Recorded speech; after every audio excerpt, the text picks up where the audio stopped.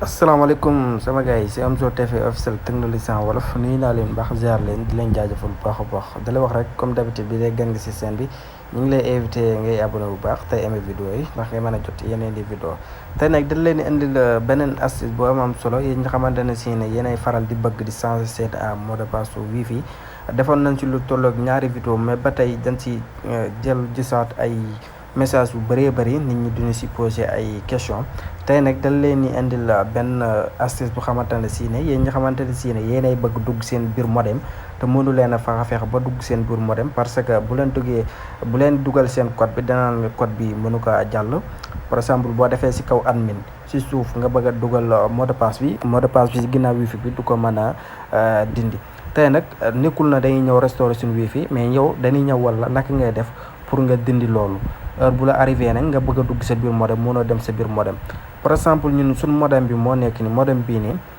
boo leen xoolee si commencement bi modem bi voilà modem bu taxawee nii pour nga restaurer ko nga formaté ko loolu c'est très facile boo xoolee nii bën bu ndaw bii nii nga yéen koy gis bën bu ndaw boobu ngay dugal lu mel ne saaru pic wala puso lu sew rek nga dugal ko si appui bu baax ba wifi bi fay tàkkaat bu ko defee wifi bi day formaté wu carrément dootul amati benn code bu ko defee code boobu nekkoon si ginnaaw modem bi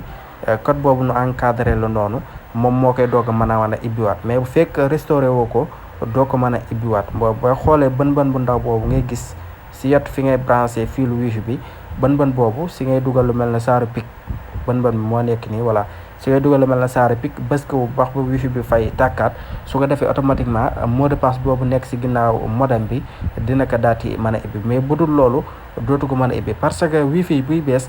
en général buñ koy configurer daf lay obligé daf lay wax ne mot de passe bii nii ci kaw da nga koy changé ndax dootoo ko mën a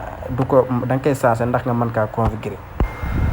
da lay wax mot de passe boobu ci kaw da nga koy modifier ndax nga mën kaa configurer mais fee changé wu mot de passe boobu doo ko mën a configurer moo tax ñu ci bëri dañu am problème boobu bés bu ñu demee ba bëgg duggaat ëllëg maanaam dañuy gis kenn ku bees mu ñëw configurer leen ko bu leen ko configurer ba pare du leen wax beneen mot de passe bu bees bu xamante ne si ne mooy mën a ibbi modem bi du leen ko wax souvent wala ñu fàtte ko laaj bu ko defee heure boo demee ba mu yàggee ñu bëri xam sa mot de passe nga bëgg kaa changé waat nga bëgg a dugal mot de passe bii nii si ginnaaw wifi bi bu ko defee mot de passe boobu du jàll moo tax ñu si bëri di demande di laaj naan man su ma dugalee mot de passe bi ginnaaw du dem quoi. pour loolu nag comme ni ma leen ko waxee rek bën bu ndaw boobu ngay gis da ngay formaté wifi bi nga restauré ko soo demee si ginnaaw wifi si bën boobu boo xoolee ñu ngi la fay bindal restauré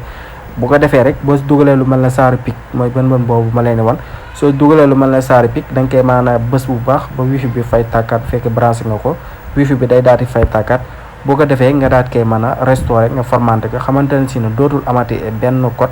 comme na meloon lay melaat code bi day formaté wu bu ko defee boo ko dugalee rek nga daal di dugal mot de passe bi nekk ci ginnaaw wifi bi bu ko defee automatiquement mu daal di doog a mën a jàll quoi loolu nga koy def nga mën koy jàll. bëri na ay message yu bëree bëri ñu koy laaj naan di dugal seen mot de passe bi mais du mën a jàll waaye daal xam naa ne comme ku ko def nii rek nga daat koy formaté nga restauré ko mot de passe bi ci ginnaaw dina ko daal di mën a ibbi bu ko defee loolu ngay def pour nga mën kaa ibbi ne bëri na ay message yu mu ci jot trop yu bëree bëri. ñu ni wax na dañuy dugal seen mot de passe bi nekk ci ginnaaw wifi bi mot de passe boobu du mën a ibbi pour loolu rek solution bi leen da nga restauré ko rek formaté ko comme nii ma la war loolu rek ngay mën a def pour mot de passe bi ci ginnaaw modem bi